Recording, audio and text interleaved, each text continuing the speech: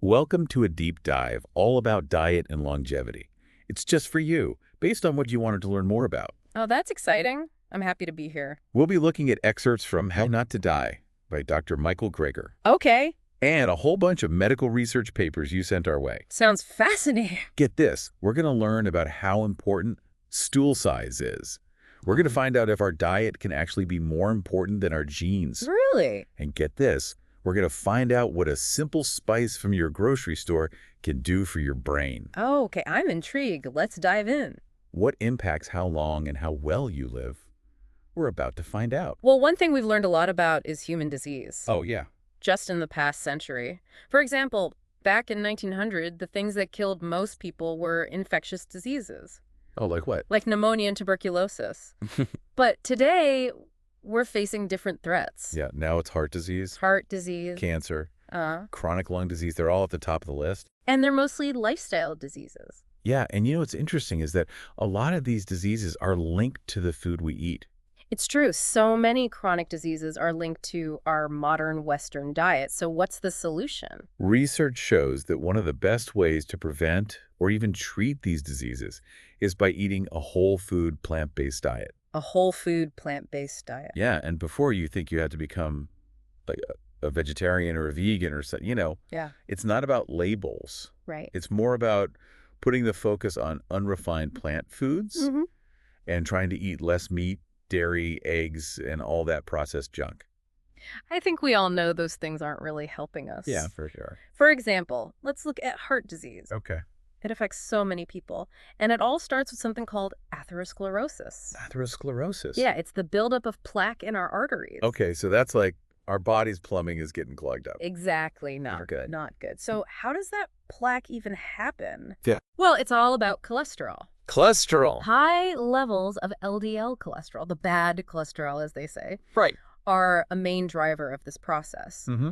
Think about this. Studies have shown that even in young people, there's a link between cholesterol levels and atherosclerosis. Really? So even when we're young? Even when we're young, like they did autopsies of young accident victims. Oh, wow. And they found that even then, the amount of atherosclerosis was directly related to their cholesterol levels. So like this is happening even when we're kids? That's right. That's why managing cholesterol through our diet is so important. Yeah. And it's something we need to think about from a young age. Wow, I never thought of it that way. So we're not just managing cholesterol later in life, but like right now we're setting ourselves up for the future. Exactly. That's kind of scary. It is. And the good news is that there are steps we can take. Oh, good. What are they? We need to limit the things in our diet that lead to high LDL cholesterol. Like what? Well, the usual suspects, trans fats, saturated fats, and even dietary cholesterol itself. Right. Unfortunately, these things are often found in processed foods, animal products, and eggs. Oh, so it's kind of like we're doing something to hurt ourselves and then just putting on a Band-Aid instead of actually fixing the problem. It's a great analogy. Yeah. But here's the good news. Our bodies are really good at healing. That's great. Even with something as harmful as smoking, your risk of lung cancer goes way down once you stop. Oh, wow. That's good to know. It is. So imagine how much our bodies can heal if we start eating better. That's encouraging. It is. Let's talk about the power of fruits and vegetables. Okay. Are there studies about how fruits and vegetables impact certain conditions? There are a lot of studies, actually. Oh, cool. Tell me about one. Well, for example, studies show that if you just eat more fruits and vegetables, Okay. you can significantly improve your asthma control. Really? It's even more effective than taking supplements. So eating fruits and veggies is better than taking pills. In some cases, it can be. Okay. I like the sound of that. Me too. What about other conditions? Let's talk about fiber. Okay.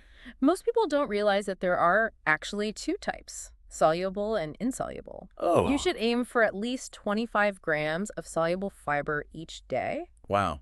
and at least 47 grams of insoluble fiber, Okay. Where do I get that from? mostly from plant-based foods.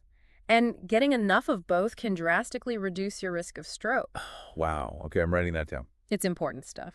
Yeah. Where do these two types of fiber come from? Good question. You can find soluble fiber in things like oats, Okay. beans, lentils, and some fruits like apples and berries. Okay, got it. And insoluble fiber, you'll find it in things like whole grains, Uh-huh. nuts, seeds, and vegetables. Okay, so a good mix of both. Absolutely. So before we move on, I want to ask about the Nigerian paradox. Oh, that is an interesting one. I read that Nigerians have this gene that's linked to Alzheimer's.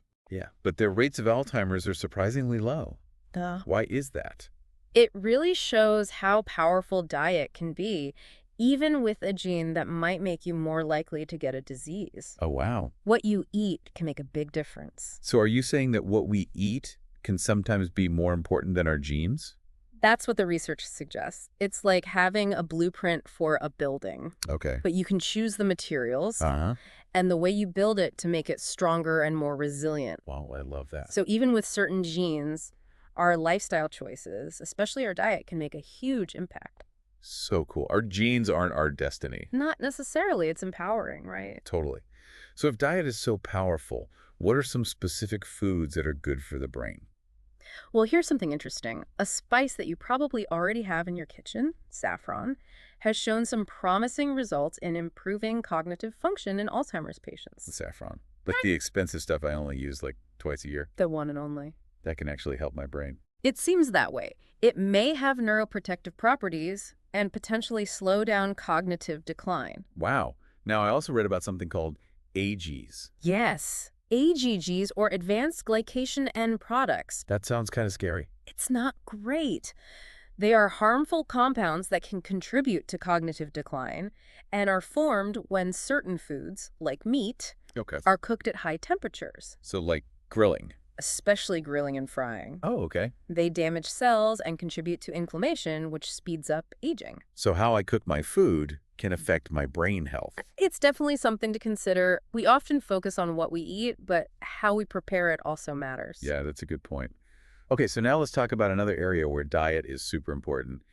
Digestive cancers. Okay, You know, what we eat directly interacts with our intestines. that's right. And our intestines have a surprisingly large surface area, right? It's huge. It's actually quite surprising. Yeah, and that's important when you think about our exposure to carcinogens, right? Exactly, the things that can cause cancer. So we're talking about colorectal cancer, Right. pancreatic cancer, Uh-huh.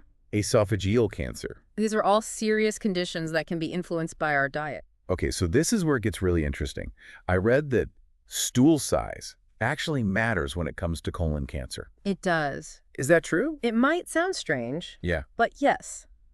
Larger and more frequent bowel movements actually mean you have a lower risk of colon cancer. How doesn't that work? Well, it all comes down to fiber, Fiber. which is found in abundance in those plant-based foods we were talking about earlier. Yeah. Fiber bulks up our stools, Okay. making them easier to pass and moves things along in our digestive system. Oh. This reduces our exposure to potential carcinogens. Okay, so more beans, more fiber, happier colon. It's a win-win. Yeah. So now I want to talk about phytates. Phytates. These are the compounds found in plant foods. Yes, they are. What do they do? Phytates are like little warriors fighting cancer. Okay, how? They act as antioxidants, reduce inflammation, and boost our immune system. Oh, wow. So they're like multitasking. They are. Okay, cool. Fighting cancer on multiple fronts. Yes. And what's even more impressive is that research suggests they might be able to starve tumors, What? Really? slow down cancer cell growth, Uh-huh. and there's even some evidence that they might be able to make cancer cells go back to normal. Wow. This has been observed in studies on colon, breast, liver, and prostate cancer cells. So phytates are protecting us from cancer, Right. and they might even be able to reverse it. That's what the research suggests. Wow, that's really amazing. Okay, I know this might be a bit of a sensitive topic, but I want to ask about eating meat. Okay, sure. I read that the NIH AARP study, the big one, The big one. that it linked eating meat to dying earlier from a lot of different things, including cancer and heart disease. Yes, it did. And is there anything new since then? Well, there's the EPIC study, another large-scale study, that showed a link between eating poultry and a higher risk of some blood cancers. Wait, poultry? Like chicken? Yes, chicken. But I thought chicken was supposed to be a healthy protein source. Well, while chicken may be lower in saturated fat than red meat, it still has cholesterol and can cause problems if you eat too much of it. Okay. So it's not as healthy as we thought. That's what the research is suggesting. Okay, this is definitely making me rethink my protein choices. Hmm. Why is poultry specifically, like what is it about chicken? Well, some researchers believe that it might be because of the growth-promoting drugs used in poultry farming, Oh, and maybe even cancer viruses that are present in poultry. really? It's kind of like the asbestos issue. Okay. The link between asbestos and cancer was pretty clear because asbestos caused a very specific type of cancer. Right. But with something like chicken, it's hard to prove a direct link. Okay. Because, you might get pancreatic cancer from eating chicken, or you might get it from smoking or something else. So it's difficult to pinpoint exactly what caused the cancer. Exactly. But the correlation is there. Okay. It definitely highlights the need for more research, Yeah, for sure. but also for us to be aware of the potential risks of different foods. Okay. And you know what? I'm noticing a pattern here. It seems like plant-based options are often linked to a lower risk of disease, Hmm. while animal products, even ones that seem healthy like chicken, can actually have some downsides. It's true. And it's a pattern we see with other conditions as well, like hiatal hernias. Hiatal hernias. Yeah, they're not that common in people who eat plant-based diets. What is a hiatal hernia? It's a condition where part of your stomach pushes up into your chest. Oh, and why are those less common in plant-based eaters? It's thought to be because of their larger, softer stools, which we discussed earlier. Oh, right, from the fiber. Exactly. Yeah. And that means they're less likely to strain during bowel movements, which could be a factor in developing hiatal hernias. So it's all connected. It is. The fiber, the softer stools, fewer hernias. Exactly. It really highlights how interconnected all the systems in our body are. It's pretty amazing. Speaking of connections, let's talk about the immune system. Okay, As we age, our immune system doesn't work as well, right? that's right. Our immune function naturally declines as we get older. Right. And unfortunately, if we're not eating right, it can decline even faster. But is there anything we can do about that? There is. Yeah. Even simple changes in our diet can make a huge difference. Okay, that's good to know. Tell me more. For example, one study found that just by increasing their fruit and vegetable intake, older adults were able to boost their antibody response to the pneumonia vaccine. Really? So eating more fruits and vegetables can make vaccines work better? That's what the research suggests. It highlights the power of food to strengthen our defenses and support a healthy immune system. That's amazing. Okay. Okay, so what are some of those immune-boosting superstars we need to know about? Well, berries are definitely at the top of the list. Berries. They're delicious, Yeah. packed with antioxidants. But here's something else that's interesting.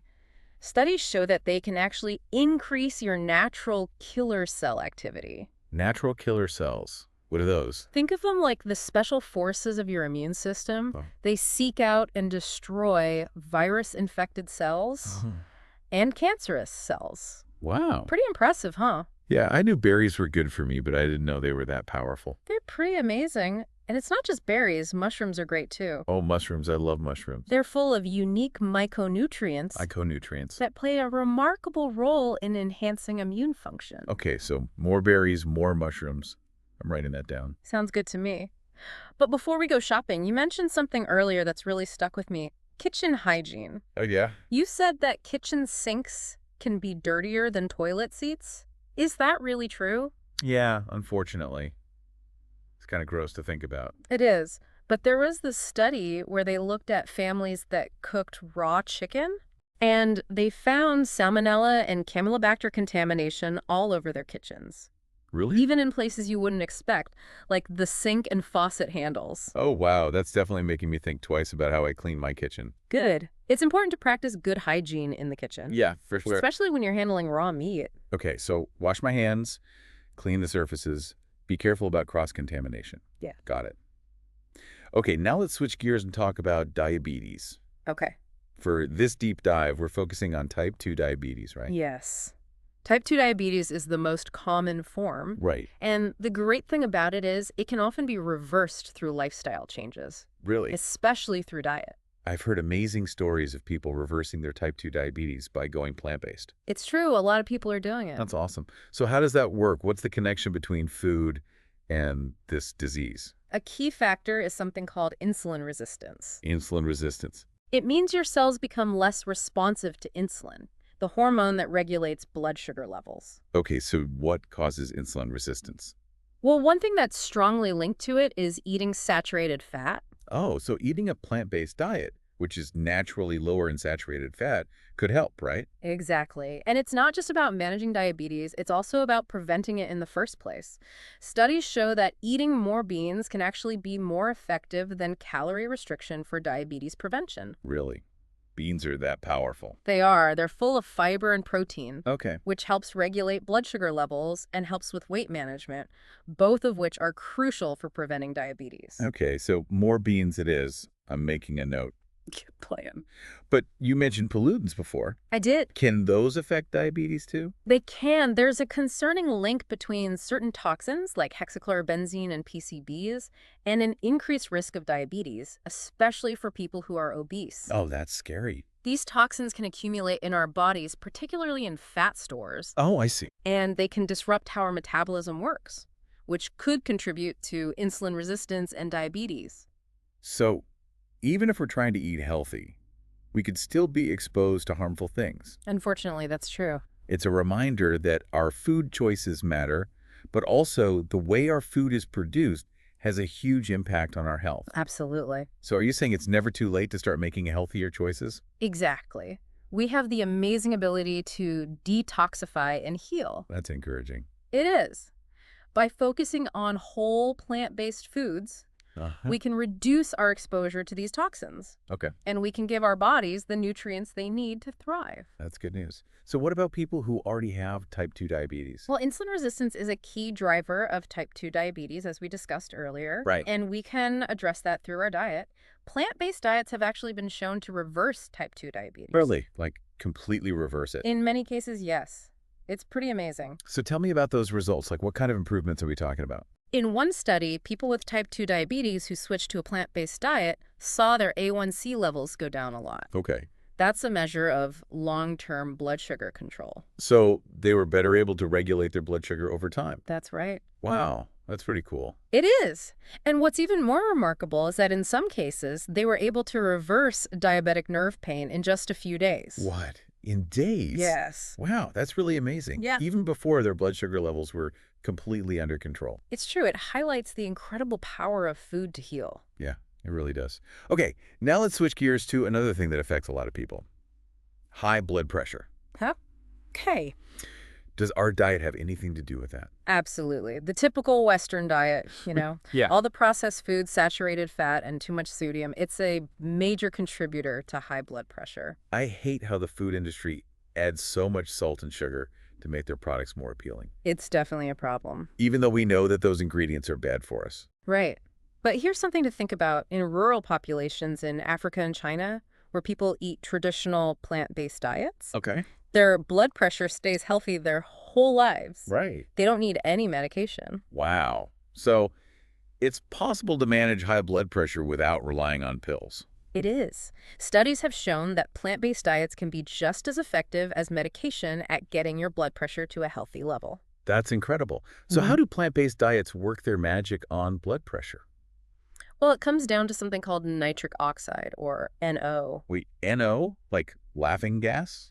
Not quite. Nitric oxide is a different gas that our bodies produce naturally. Okay. It helps regulate blood pressure, Okay. and it keeps our blood vessels healthy. It's amazing how our bodies have all these systems working to keep us healthy. It is. But you said that the Western diet can actually mess with NO production. It can. How? Well, too much saturated fat and cholesterol can damage our blood vessels, which can make it harder for our bodies to produce NO, Oh, I see. and that can lead to constricted blood vessels Uh-huh. and higher blood pressure. So how can we boost NO production? Eating a diet rich in antioxidants is key. Okay. And here's something interesting. Some vegetables, like beets and leafy greens, Okay. are full of nitrates, which our bodies can convert into NO. So those colorful veggies are not only beautiful, but they're also helping our blood vessels function properly. Exactly. And there have been studies that show drinking beet juice can lower your blood pressure in just a few hours. Oh, wow. Beet juice, here I come. Are there any other NO boosting foods we should know about? Don't forget about leafy greens. Okay. They're some of the best sources of nitrates. All right, I'm definitely adding more leafy greens to my diet. Sounds like a great plan. So now I want to talk about hepatitis C. This is a serious condition that can lead to cirrhosis and liver failure, right? It is. It's a viral infection that attacks the liver. And there's no vaccine for it, like there is for some other types of hepatitis. That's correct. Prevention is key. Okay, so how is hepatitis C spread? Mostly through contact with infected blood. The most common way is by sharing needles Oh, for intravenous drug use. right. And it's less common, but it can also happen through unprotected sex. So it's not something we get from food, but it's still important to be aware of, especially when we're talking about the liver, which helps our bodies detoxify. That's right. And while we're talking about things to watch out for, I think it's important to talk about dietary supplements. Oh, supplements are big business these They days. are. But are they really necessary? And are they even safe? That's a really good question. The truth is that the supplement industry isn't always honest. And some companies are selling products that can damage your liver. Oh, wow. I thought supplements were supposed to be good for you. Not always. Okay. The FDA doesn't regulate supplements the same way it regulates Mhm. medications. So that means that the quality and safety of different brands can vary a lot. So how can we know if we're choosing supplements that are safe and actually work? Well, first of all, do your research. Don't buy anything that claims to be a miracle cure. Right, if it sounds too good to be true, it probably is. Exactly. Look for research that's been independently reviewed Okay? on the ingredients and look at both the potential benefits and risks. Be especially careful about companies that do multi-level marketing Okay. because often their focus is on making money Uh-huh. and recruiting new people, not on the safety or effectiveness of their products. Okay, I'm putting down the supplements and heading straight for the produce section. That's the best place to be. Speaking of produce, what about cranberries? Cranberries. I know they're good for UTIs. Yeah. Do they have any other benefits? Well, cranberries are packed with antioxidants. Oh, okay. And they're definitely beneficial for UTIs because they can help prevent soot bacteria from sticking to the walls of the urinary tract. Oh, that's cool. However, be careful with cranberry juice cocktail. Oh, cranberry juice cocktail. A lot of those are full of sugar. And they can even contain pro-oxidants that can actually work against the good stuff in the cranberries. Wow. So what kind of cranberry juice should I drink? Look for a 100% cranberry juice that's unsweetened. Okay, got it. So now let's talk about blood cancers. Blood cancers, okay. Leukemia, lymphoma, and myeloma. They're devastating diseases. They are, and so many people are affected by them. Does our diet have any impact on these cancers? While there's still a lot we don't know about what causes blood cancers and how to prevent them, diet can definitely play a role. Okay. And there are some foods that show real promise in fighting these diseases. Okay, so what are those superfoods that can help fight blood cancers?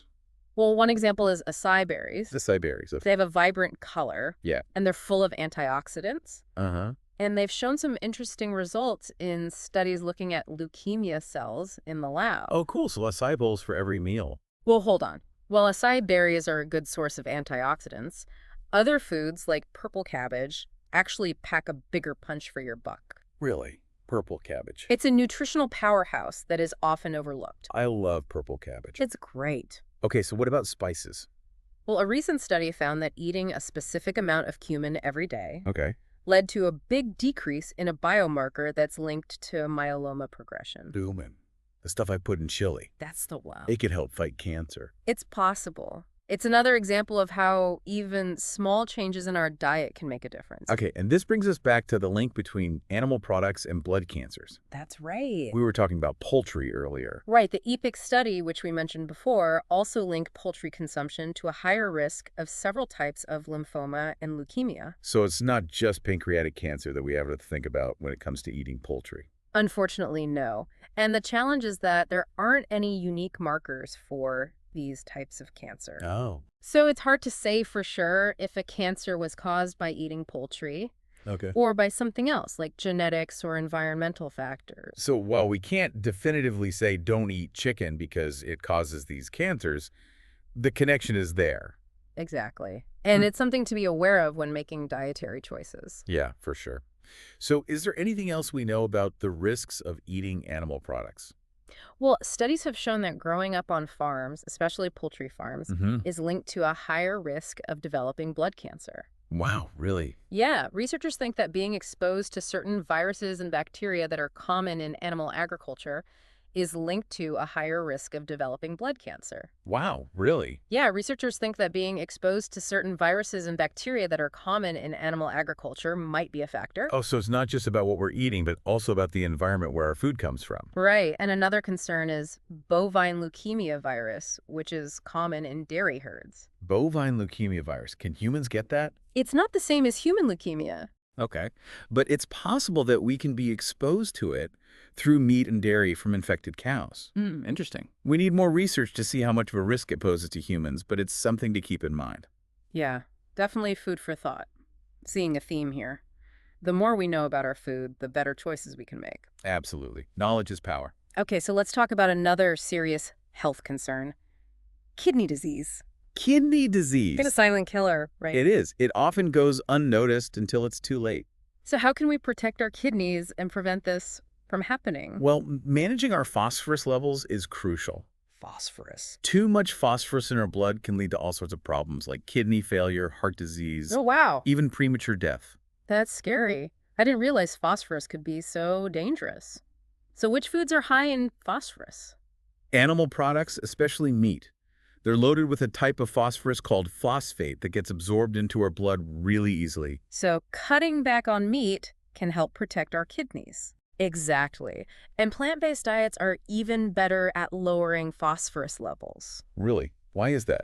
Do plants have less phosphorus than meat? It's not about the amount of phosphorus, it's about the form it comes in. Okay. Remember those phytates we talked about? Yes, the cancer fighters. Those same phytates can also bind to phosphorus in plant foods, which makes it harder for our bodies to absorb. Oh, interesting. So even if you eat the same amount of phosphorus from plants and meat, Okay. your body will absorb less from the plant sources. So those phytates are really doing double duty, protecting us from cancer and helping regulate phosphorus levels. It's amazing, isn't it? They really are remarkable compounds. Okay, so before we wrap up this part of our deep dive, I have to ask about something that's been on my mind. What's that? The food industry. It seems like they're more interested in making money than in our health. I think it's important to be aware of the influence that powerful industries have, especially on our food system.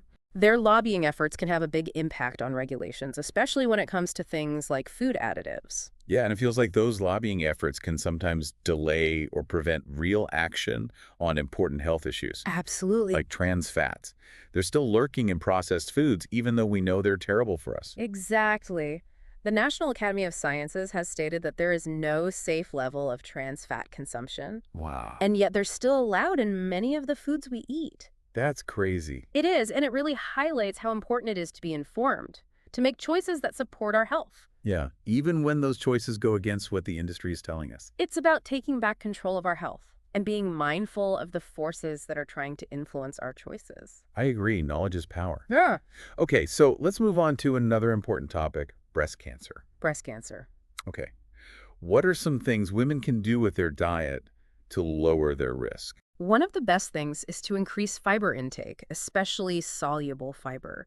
Remember those beans, oats, nuts, and berries we talked about earlier? The high fiber all-stars. That's right. Well, they're also beneficial for breast health. Okay, so how does fiber help prevent breast cancer? Well, one study found that premenopausal women who ate a lot of fiber Okay.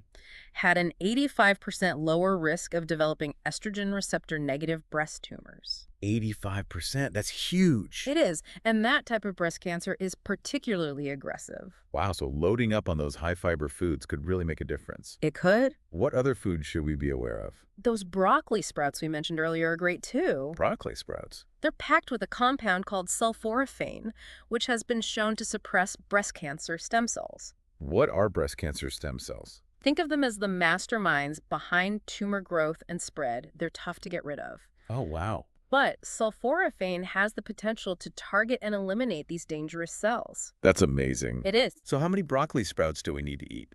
Aim for at least a quarter cup a day. You can buy them or even grow your own pretty easily. Okay, I'm adding them to my shopping list. Right. What else? Flax seeds are another great option. They're full of lignans. Right, the phytoestrogens. Exactly. And they can help reduce breast cancer risk too. Awesome. So beans, broccoli sprouts, and flax seeds for breast cancer prevention. What about mushrooms? Mushrooms are great too. One study found that women who ate at least half a mushroom a day Okay. had a much lower risk of breast cancer, and even more so if they also drank green tea. Wow. Mushrooms and green tea are a power couple. It's amazing how simple foods can have such a big impact on our health. It is. Speaking of powerful connections, let's talk about mental health. Mental health. We've been focusing on the physical stuff. Yeah. But what about our moods and our emotional well-being? Does the food we eat have anything to do with that? Absolutely. The connection between food and mood is often overlooked, but it's a crucial part of overall well-being. I've heard stories of people who've been able to overcome things like depression and anxiety by changing their diets. Yeah. Is there any science to back that up? There is. There's more and more evidence showing that what we eat can have a big effect on how we feel emotionally. Okay. One study, for example, found that people who reported feeling happier were less likely to get sick. Really? Yeah. It suggests a link between our emotions and our immune system. That's fascinating. So our mental state can actually impact our physical health. Exactly. And just like our mental state can affect our bodies, the food we eat can impact our mood. Right. So it's a two-way street. It is. It's all connected. It really is. Yeah. So what's the science behind this connection? Yeah. How does this work? Well, one key factor is the availability of certain nutrients that our brains need to function properly Right. and to regulate our moods. For example, tryptophan, an amino acid found in some plant foods, Okay. is a building block for serotonin. Serotonin, the happy hormone. That's right. So are you saying we can eat our way to happiness? Well, there have been studies where they actually lowered people's tryptophan levels on purpose. Oh, wow. And those people experienced all sorts of negative mood changes, like feeling more irritable and angry. Oh, no, I don't want that. Some even showed symptoms of depression. So that shows just how important tryptophan is for our mental well-being. Okay, so where do we get this tryptophan? You can find it in plant foods, Okay, which ones? things like nuts, seeds, soy products, and even some fruits and vegetables. Okay, got it. So now we're back to saffron. Saffron. You mentioned it earlier as being good for brain health. I did. Does it also have mood-boosting properties? It does. It's been used in traditional medicine for centuries for its healing powers. Oh, wow. And now research is showing that it might be a natural antidepressant. Really? Yeah, in one study, saffron was actually as effective as Prozac at reducing depression symptoms. Wow, that's incredible. And with fewer side effects. So saffron is more than just a fancy spice. It's a medicinal plant. It is. Okay, let's move on to another important topic. Prostate cancer. Prostate cancer. Okay. I know this is something that a lot of men worry about as they get older. It is. What can they do through their diet to lower their risk? Well, prostate cancer is complicated. Uh-huh. It's common in older men, Okay. but it doesn't always cause problems. Okay. Our lifestyle choices, including what we eat, can really influence how it progresses. So even if a man is diagnosed with prostate cancer, there are things he can do to make a difference. That's right. And again, plant-based diets show a lot of promise in this area. Okay, I'm interested to hear more about this. What does the research show about plant-based diets and prostate cancer? There was this really interesting study where researchers took blood samples from men who were on different diets and exercise programs. Yep. And they tested how effective their blood was at killing prostate cancer cells. Wow, so they were basically testing the cancer-fighting power of their blood.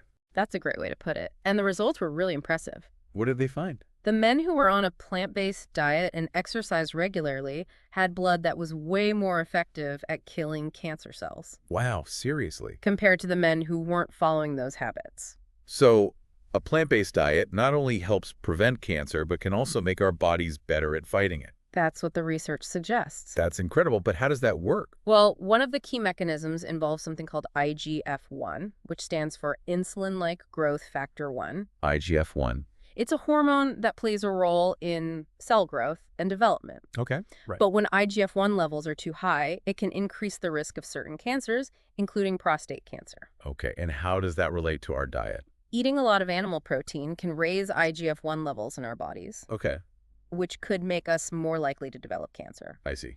But a plant-based diet tends to lower those levels, Okay.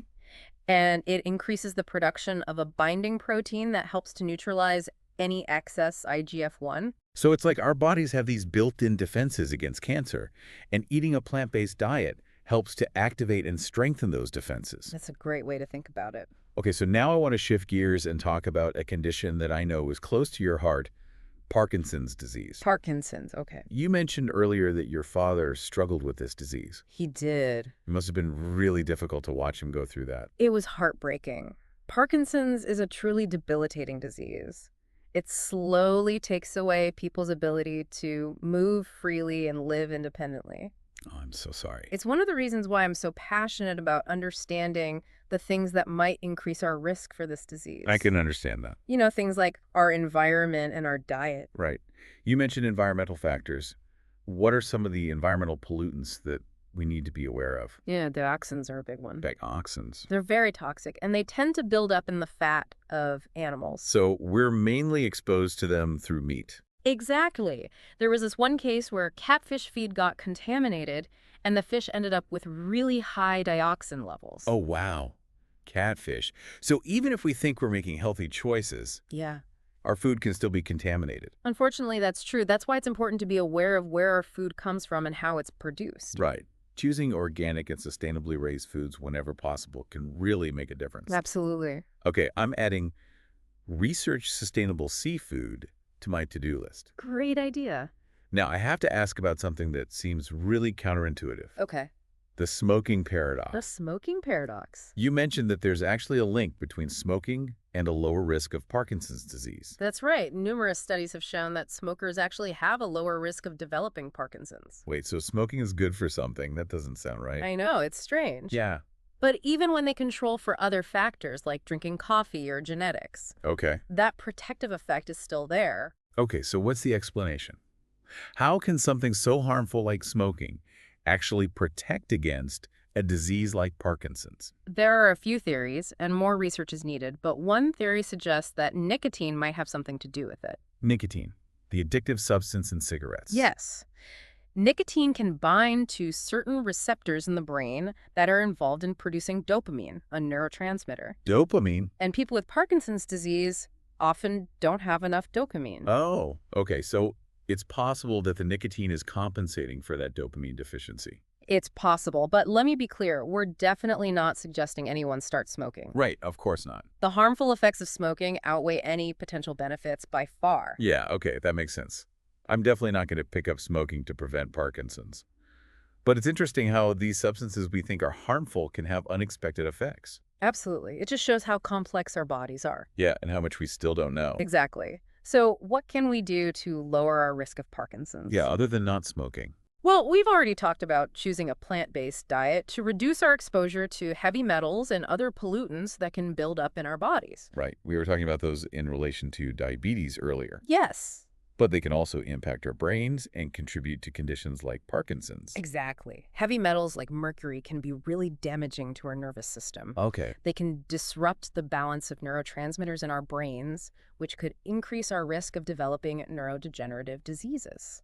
So when we eat less meat, we're not only lowering our intake of saturated fat and cholesterol, but also reducing our exposure to heavy metals. It's a win-win. I love a good 2-for-1 deal. And speaking of powerful foods, remember those berries we talked about? Berries. They're amazing for boosting our immune system. They are. And they might also play a role in preventing Parkinson's. Really? Well, one of the things that happens early on in Parkinson's, sometimes even years before the more noticeable symptoms appear, is constipation. Constipation. That's interesting. I didn't realize there was a connection between constipation and Parkinson's. It's a relatively new discovery, and researchers are still trying to figure out exactly how they're related, but some think it has to do with changes in the gut microbiome and in the nervous system. Okay. So how do berries help with this? Studies have shown that people who eat berries regularly have a lower risk of developing Parkinson's. Wow, so berries might help prevent both constipation and Parkinson's. That's what the research suggests. Okay, they really are a superfood. But let's zoom out for a second and look at the bigger picture. We've talked a lot about specific foods and their effects on different diseases. We have. But what about our overall approach to healthcare? Okay. It seems like we rely way too much on prescription drugs. I think it's definitely something to be mindful of. We often focus on managing symptoms instead of addressing the root causes of the problem. Yeah. It's like putting a Band-Aid on a bullet wound. Right. But modern medicine has come a long way. Surely prescription drugs have their place in treating diseases. Of course. Modern medicine has made incredible advancements and saved countless lives. But there's a growing awareness that making lifestyle changes, especially in our diets, Mm. can be just as effective, if not more so, Okay. than taking medication, especially for preventing or even reversing certain chronic illnesses. Can you give me an example? Sure. Take heart disease, for instance. Statins are a drug commonly prescribed to lower cholesterol and reduce the risk of heart attack. Okay. But studies have shown that their protective effects are pretty modest. So what's a better approach? There's a cardiologist, Dr. Esselstyn, Okay. who has seen incredible results by putting his patients on a strict plant-based diet. Really? His research suggests that this approach can prevent almost all further cardiac events. Wow. So in some cases, diet can actually be more powerful than medication. It's not about saying medication is never necessary. It's about recognizing that lifestyle changes, especially when it comes to what we eat, can often address those underlying causes of many chronic diseases. Okay. And that could significantly reduce our need for medication in the first place. That's incredibly empowering. It gives us so much control over our health. So are there any other plant-based strategies that we can implement to stay healthy? There's something called salicylic acid. It occurs naturally in many plant foods. Salicylic acid. Oh, okay. It's actually the same compound that's found in aspirin. Really? And it's a really potent anti-inflammatory. So we can get the benefits of aspirin from our food. That's right. That's amazing. So which foods have salicylic acid? It's in a lot of things, like whole grain breads, fruits, vegetables, herbs, and spices. Okay. In fact, some experts believe that a lot of people might actually have a salicylic acid deficiency Really? because they don't eat enough plant foods. So it's not just about missing out on fiber and vitamins, but also this crucial anti-inflammatory compound when we're not eating enough fruits and vegetables. It really highlights the importance of eating whole plant-based foods. Okay, I'm sold on the power of plants. Hmm. And speaking of prioritizing our health, let's talk about colon cancer screening. Colon cancer screening, okay. I know this isn't directly related to food, but it's still an important part of preventative care. It is. I have to admit, the thought of a colonoscopy is not my favorite thing in the world. I think most people would agree with you there. Yeah. Unfortunately, there's often a lack of real informed consent and discussion when it comes to colon cancer screening, Okay. about the risks and what the other options are. It seems like a lot of doctors just automatically recommend a colonoscopy without explaining the other options. Yeah, and it's important to remember that even doctors are influenced by the healthcare system. Right. In the U.S., for example, there might be financial incentives for doing colonoscopies instead of other less invasive methods. Oh, wow. So what can we do about that? Yeah, how can we make sure we're making informed decisions about our health care? Ask questions. If your doctor suggests a colonoscopy, don't be afraid to ask them to explain Okay. what the risks are, what the benefits are, Uh, and see if there are other options like stool tests or virtual colonoscopies. It's your body, and you have the right to know what's going on and make choices that you feel comfortable with. that's such great advice. Be an advocate for your own health. Exactly. Don't be afraid to get a second opinion. Absolutely. Now, I'm curious, since you know so much about plant-based eating, what do you eat in a day to stay healthy? I try to follow a simple plan that I call the Daily Dozen. The Daily Dozen. It's a checklist to make sure I'm getting all the nutrients my body needs. That's interesting. Can you tell us more about it? Sure, a lot of the things we've talked about today are part of it. Beans, greens, flax seeds, nuts, soy, lentils, sulfur-rich vegetables, other vegetables, berries, herbs and spices, beverages, and exercise. Wait, beverages are on the list. They are. What we drink is part of a healthy lifestyle. Right, of course. Water is important for staying hydrated, Uh-huh. and green tea and hibiscus tea are full of antioxidants. Yeah. And of course, exercise is crucial for our well-being. So the Daily Dozen is about more than just food. It's a whole approach to health that includes what we eat, how we move, and how we think. Exactly. It's about creating synergy between different aspects of our lives. And the great thing is, Yeah. eating healthy doesn't have to be expensive or complicated. I know some people think that healthy food is more expensive, but you've said before that that's not true. It's a myth. When you compare how much nutrition you get for your money, plant-based foods are a way better deal than junk food or meat. So we're not just saving money, we're investing in our long-term health and well-being. Okay, but I have to be honest, sometimes the thought of changing my entire diet can feel a little overwhelming. I get it. It can be daunting. Yeah. But you don't have to do it all at once. Just start with 1 or 2 plant-based meals a week. Okay. See how you feel.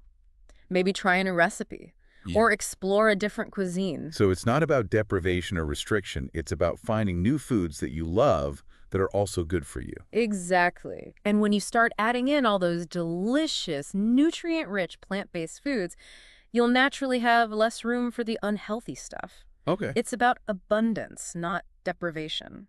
I like that. Crowd out the bad with the good. Exactly. Okay, but what about cravings? Oh, cravings are totally normal.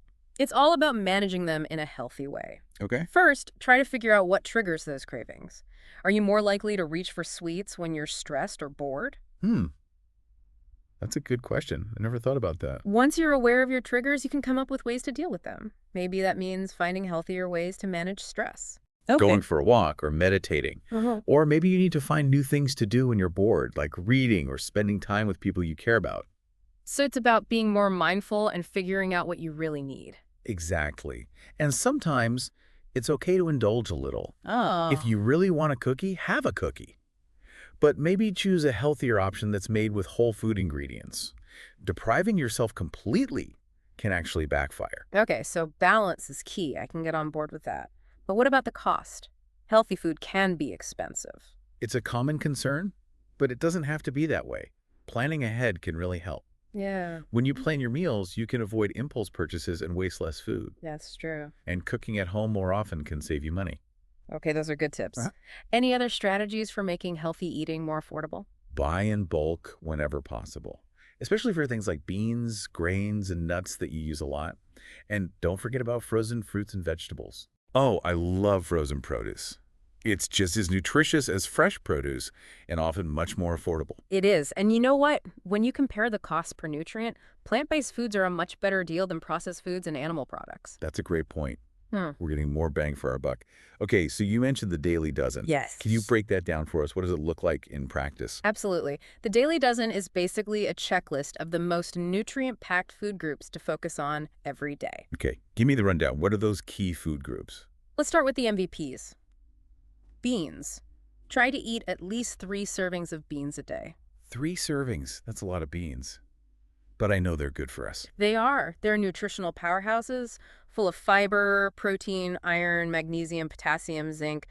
They're also a great source of complex carbs, which give you sustained energy. Okay, beans are in. What's next on the list? Next up, greens. Remember that amazing compound sulforaphane? The liver enzyme booster. How could I forget? Exactly. Aim for at least 1 serving of cruciferous vegetables per day, and at least 2 servings of other greens. Okay, so at least 3 servings of greens total. Got it. That's the goal. Think broccoli, cabbage, kale, Brussels sprouts, all those good things. Okay, what about flax seeds and nuts? I know they're good for us. They are. Flax seeds are full of those lignans we talked about earlier, the ones that can help fight cancer. Yeah? Plus, they're a good source of omega-3s, which are important for our brains and hearts. Nuts are packed with healthy fats, protein, fiber, and lots of vitamins and minerals. Okay, so how much should we be eating? Aim for about a tablespoon of ground flaxseed every day Okay, and a serving of nuts or seeds. okay, and what's the serving? A 1/4 cup of nuts or 2 tablespoons of nut butter. Okay, got it. Flax seeds and nuts, check. Now what about soy? Soy is a great source of protein and can be part of a healthy diet. Okay. Even though soy milk and tofu are processed, they can still be nutritious. Just choose unsweetened varieties Okay, and look for tofu that's fortified with calcium. good tip.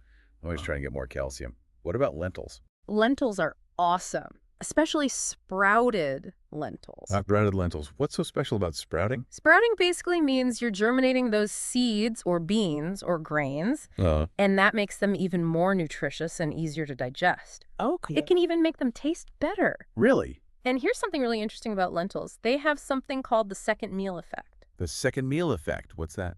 It means that eating lentils with a meal can actually help regulate your blood sugar for hours after you eat. Wow, I had no idea. I need to eat more lentils. Yeah. And you said they're easy to sprout at home. Super easy. You just soak them in water overnight, Okay. drain them, then rinse and drain them twice a day for a couple of days, and that's it. You can sprout them right in a mason jar. I'm adding sprouting to my list of things to try. It's fun. I love the idea of having like living foods in my diet. Yeah. Now, this next topic might be a little bit sensitive. Sulfur-rich foods. Oh yeah, the foods that can sometimes cause some digestive issues. Exactly. You know, I love garlic and onions and all that. Yeah, me too. But sometimes those sulfur-rich foods can be a little bit rough on my system. Yeah.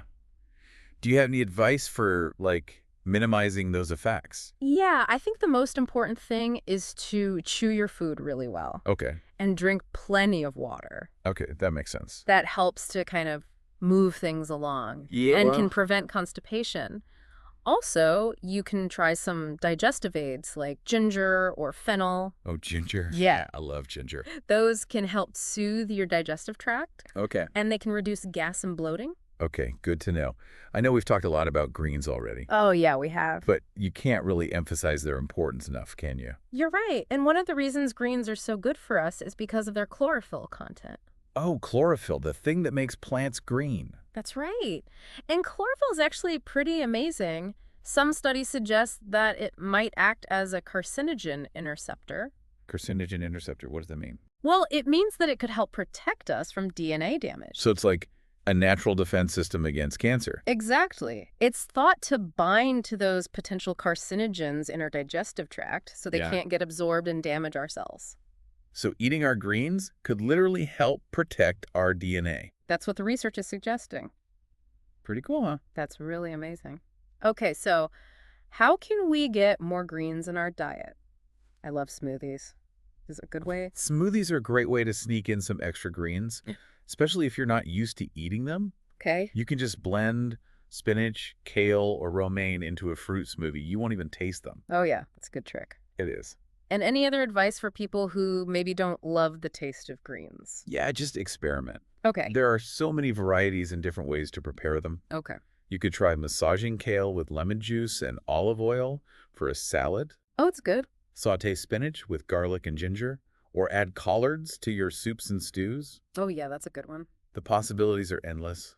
Okay, now what about microgreens? I've heard they're really nutrient dense. They are. Okay, what are they? Microgreens are basically just baby vegetables, Okay. harvested really early, Oh. like only a few days after the seeds sprout. So they're like super concentrated baby greens. Exactly. They're packed with vitamins, minerals, and antioxidants. That's amazing. And they can add a really beautiful touch to any dish. I love that.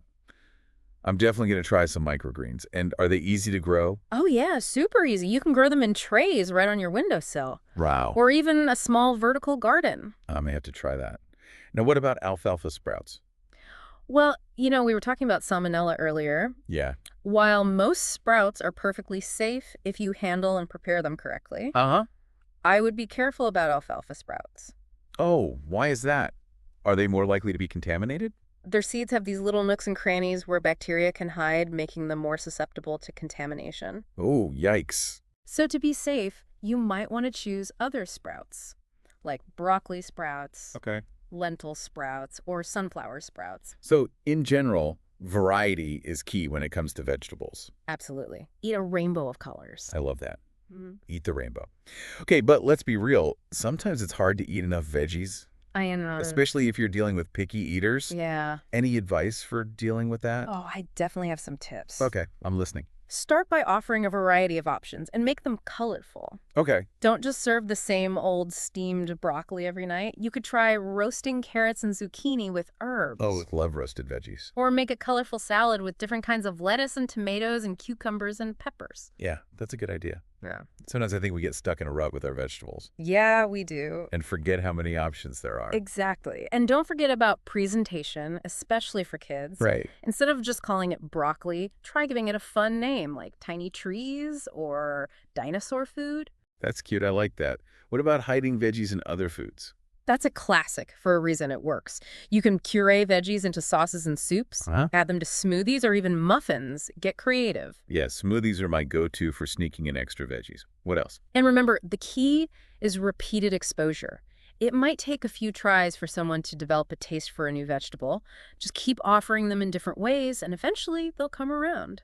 Okay, so consistency and patience. Exactly. And modeling healthy eating habits yourself can make a big difference, too. Right. If kids see us enjoying our veggies, they're more likely to want to try them. That's right. It's all about creating a positive food environment at home. Absolutely. Okay, now let's talk about cooking methods. Does the way we cook our vegetables affect their nutritional content? It definitely can. Some cooking methods preserve more nutrients than others. So what are the best ways to cook veggies to make sure we're getting the most out of them? Believe it or not, microwaving and griddling actually preserve the most antioxidants. Really? Microwaving. I always thought that was the worst way to cook veggies. It's a common misconception, but microwaving is actually very gentle Okay. because it uses minimal water and heat, Okay. which helps to retain those delicate nutrients. Okay. I'm changing my opinion about microwaving. What about other cooking methods? Well, when you boil or pressure cook vegetables, some of the nutrients can leach out into the cooking water. Right. So if you do boil them, try to use as little water as possible. And steaming or sautéing are also good options. Okay, good to know. Now, I have to ask about nuts. I love them. Me too. Who doesn't love nuts? But they're high in calories. Are they really a good choice if you're trying to manage your weight? They are. Really? It might seem counterintuitive, Yeah. but nuts can actually help with weight management, even though they have a lot of calories. So how does that work? Well, one theory is that the act of shelling nuts, like pistachios, slows us down and helps us eat less overall. Oh, okay. It's built-in portion control. Exactly. It just takes more time and effort to eat nuts that are still in their shells. Right. And another theory is that our bodies might not absorb all the calories from nuts. Really? Like some of it just passes through us.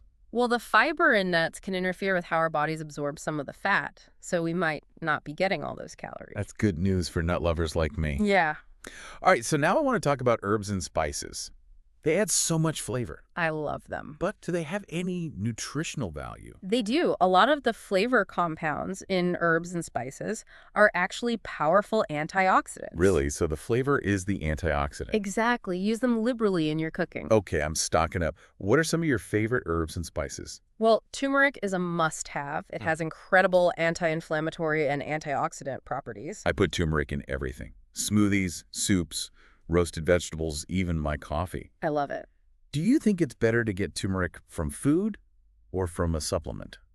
I always say food first. Turmeric is a whole food with all sorts of beneficial compounds that work together.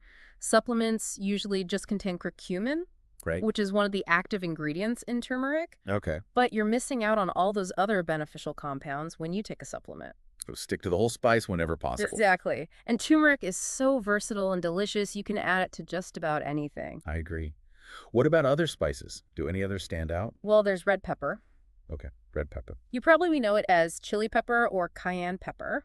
It's traditionally been used for pain relief, and studies have shown that it can be really effective for certain types of nerve pain. Wow. I didn't realize it could be that powerful.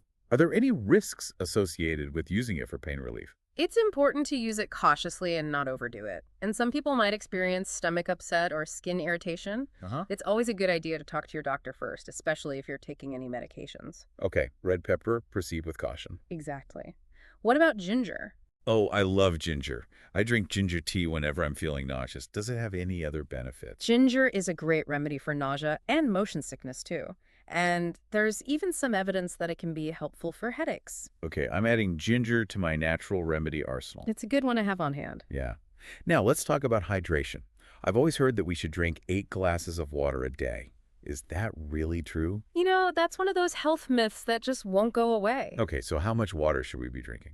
Well, it really depends on a lot of factors, like your individual needs, how active you are, the climate you live in. The best advice is to just listen to your body Okay, and drink when you're thirsty. thirst is my guide.